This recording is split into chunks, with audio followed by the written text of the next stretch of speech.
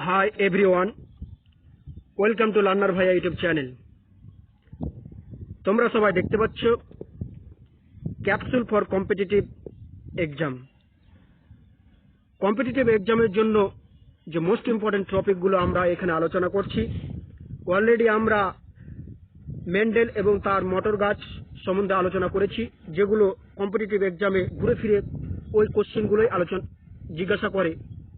এবং আজকে আমরা আলোচনা করব ক্রোমোজোম সম্বন্ধে, আর এগুলোই পরীক্ষায় ঘুরে ফিরে জিজ্ঞাসা করে। তোমরা কম্পিটিটিভ এক্সাম দিবে তখন বুঝতে পারবে, কোশ্চেনগুলো দেখলেই বুঝতে পারবে। চলো আজকের টপিক শুরু করা যাক। তোমরা সবাই দেখতে পাচ্ছ অল অ্যাবাউট ক্রোমোজোম, অর্থাৎ ক্রোমোজোম সম্বন্ধে আলোচনা করব। আমরা আগে জেনে নিই ক্রোমোজোম জিনিসটা কি।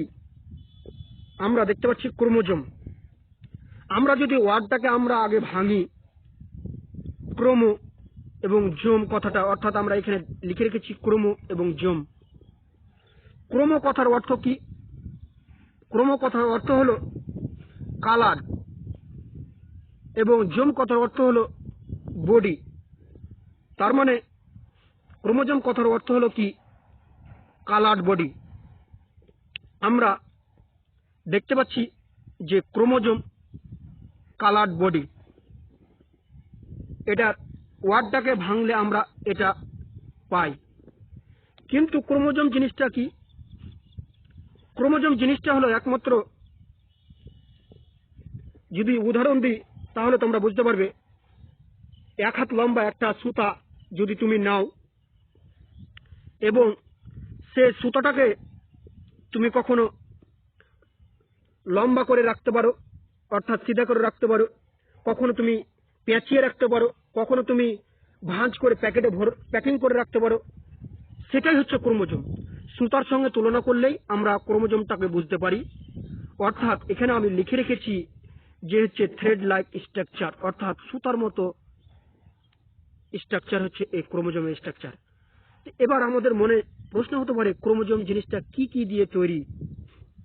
ক্রোমোজোম জিনিসটা দুটা জিনিস দিয়ে তৈরি, সেটা হচ্ছে ডিএনএ এবং প্রোটিন। এখানে প্রোটিনের মধ্যে ফের ভাগ আছে, নন হিস্টোন প্রোটিন, হিস্টোন প্রোটিন। তো আমরা মেজরলি দুটা জিনিস দিয়ে তৈরি ধরে রাখবো, যে ক্রোমোজোম হলো যে একটা থ্রেড লাইক স্ট্রাকচার, অর্থাৎ সুতোর মতো স্ট্রাকচার, যেটা ডিএনএ এবং প্রোটিন দিয়ে তৈরি। এবং ক্রোমোজোম কথার অর্থ হলো কালার্ড বডি। চলো পরবর্তী স্লাইডে। এখানে তোমাদের একটা উদাহরণস্বরূপ আমি ক্রোমোজোম জিনিসটা কি সেটা নিয়েছি বুঝার সুবিধার্থের জন্য, এবং বিভিন্ন পার্টগুলো তোমাদেরকে দেখাবো। সেজন্য আমরা যে লাল পোর্শনটা দেখছি সেটা হচ্ছে সেন্টোমিয়ার, সবুজ যে পোর্শনটা দেখছি সেটা হচ্ছে কাইনেটোকোর, এবং এই একটা দ্বন্দ্বটাকে বলা হয় ক্রোমাটিড, এবং এই দুটা দণ্ডকে একসঙ্গে বলা হয় সিস্টার ক্রোমাটিড, কারণ এই দুটো দণ্ড হচ্ছে সেম টাইপের দেখতে। তাহলে হোমোলোগাস ক্রোমোজোম, অর্থাৎ সমস্ত ক্রোমোজোম আমরা বিভিন্ন পার্টগুলি আমরা লক্ষ্য করলে দেখলাম, এটা হচ্ছে তোমার সেন্টোমিয়ার, এটা হচ্ছে কাইনেটোকোর, এই অংশটা হচ্ছে ক্রোমাটিড, এবং এই দুটো অংশ হচ্ছে সিস্টার ক্রোমাটিড। এবার সবার মনে প্রশ্ন হতে পারে যে সেন্টোমিয়ারের কাজ কি? সেন্টোমিয়ারের কাজ হলো যে এই ক্রোমাটিড যে আছে, দুটো ক্রোমাটিড, একটা এভাবে আছে একটা এভাবে আছে, এই দুটো ক্রোমাটিডকে কি করে? সেন্টোমিয়ার ধরে রাখে। সেন্টোমিয়ারের কাজ আশা করি সবাই বুঝতে পারলাম, যে এই দুটো ক্রোমাটিডকে ধরে রাখে। কাইনেটোকোরের কাজ আমরা সেল ডিভিশন চ্যাপ্টারের ডিটেলসে পড়ব। চলো পরবর্তী স্লাইডে। এখানে আমরা দেখতে পাচ্ছি হেডিং যে টাইপ অফ ক্রোমোজোম, মানে ক্রোমোজোম এর প্রকার। এখানে একটা জিনিস লক্ষ্য করতে হবে, ক্রোমোজোমকে কিসের বেসিসে অর্থাৎ কিসের অনুযায়ী ভাগ করা হচ্ছে। ক্রোমোজোম কিন্তু অনেকভাবে ভাগ করা হয়। এখানে আমরা ক্রোমোজোমকে 4 ভাগে ভাগ করেছি। কিসের বেসিসে? সেন্টোমিয়ারের অবস্থান অনুযায়ী, মানে সেন্টোমিয়ারটা কোথায় অবস্থান করছে তার বেসিসে আমরা ক্রোমোজোমকে 4 ভাগে ভাগ করেছি।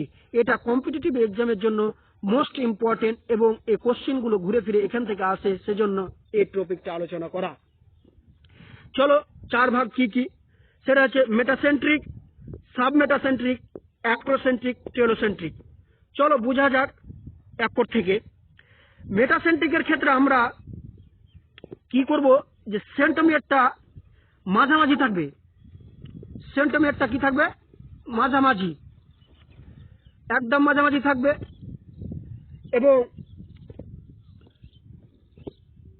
সাবমেটাসেন্ট্রিকের ক্ষেত্রে কি হবে, যে মাঝামাঝি থেকে একটু ওপরে নিয়ে একটু নিচে থাকবে।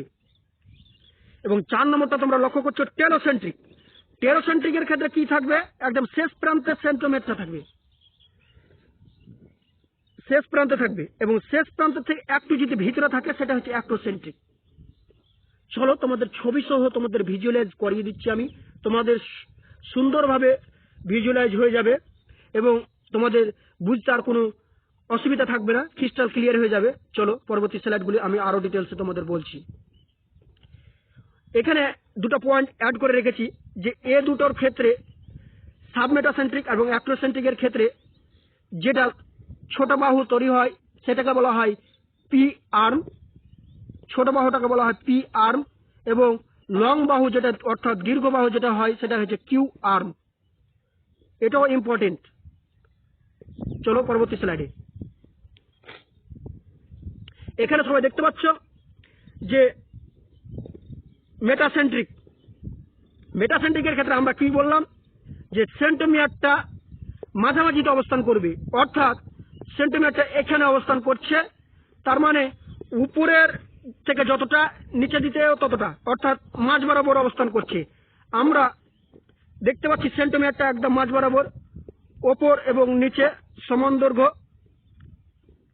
মাঝ বরাবর অবস্থান করছে। সেটা হচ্ছে মেটাসেন্ট্রিকের ক্ষেত্রে সেন্টোমিয়ারটা মাঝ বরাবর অবস্থান করবে মেটাসেন্ট্রিকের ক্ষেত্রে।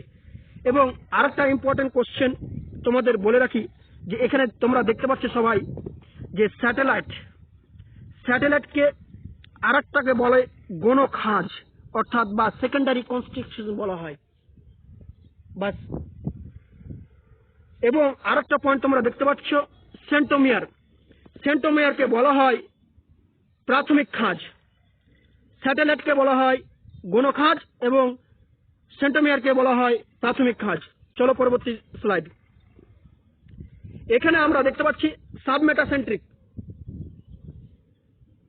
সাবমেটাসেন্ট্রিকের ক্ষেত্রে সেন্টোমিয়ারটা একটু মিডিলে না হয়ে একটু ওপরে হবে। সাবমেটাসেন্ট্রিকের ক্ষেত্রে একটু সেন্টোমিয়ারটা উপরে হবে, আপ মানে একটু মিডিল থেকে উপরে হবে।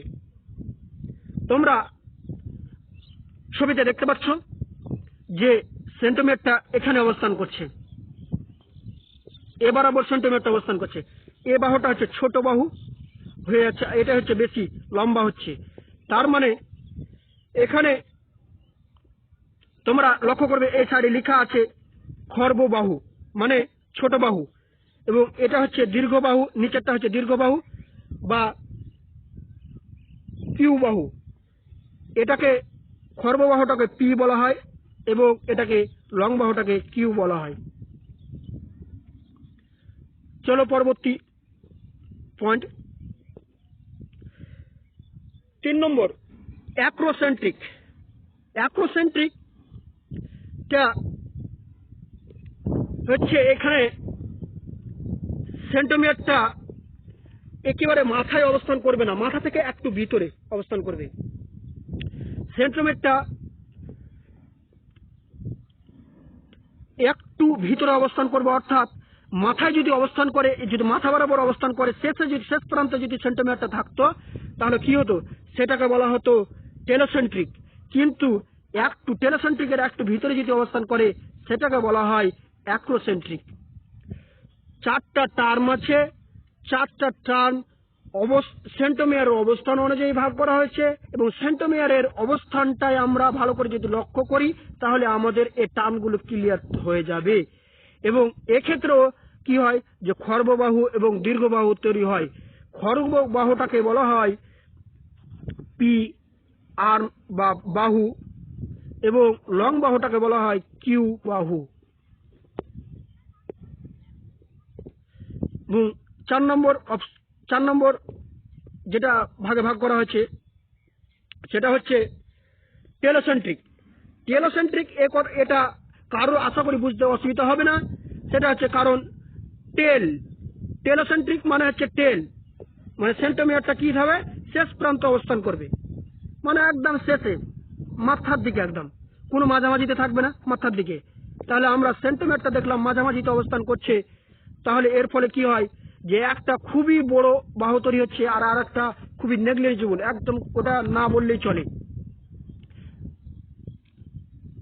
আশা করি সবাই বুঝতে পেরেছ। না বুঝতে পারলে তোমরা ভিডিওটা আর একবার দেখে নিবা। আজকে এ পর্যন্তই। Thank you for watching video. Already আমরা 2টো টপিকের উপর ভিডিও দিয়ে দিয়েছি, তোমরা দেখে নিবা, এবং পরবর্তী ভিডিও শীঘ্রই আসছে। তোমরা চ্যানেলের সঙ্গে জুড়ে থাকো, ভিডিওটিকে লাইক করো এবং ভিডিওটিকে বেশি বেশি করে শেয়ার করো। থ্যাংক ইউ, এ পর্যন্তই।